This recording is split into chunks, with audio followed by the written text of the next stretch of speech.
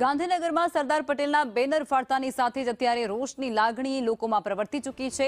અસામાજિક તત્વોએ બેનર ફાડતાની સાથે જ લોકોમાં ભારોભાર રોષ જોવા મળી રહ્યો છે। કુડાસણ, રાયસણ અને કોબા કે પછી રાહેજામાં બેનર ફાડ્યાની ઘટના સામે આવતાની સાથે જ લોકોમાં ભારો રોષ જોવા મળી રહ્યો છે। ઉમિયા પરિવારના લોકોની કલેક્ટર કચેરી ખાતે રજૂઆત અને જેમાં કલેક્ટરને તેઓએ રજૂઆત કરી છે કે અસામાજિક તત્વો સામે યોગ્ય કાયદાકીય કાર્યવાહી કરવામાં આવે। 150મી જન્મજયંતિ નિમિત્તે આ બેનર લગાવાયા હતા।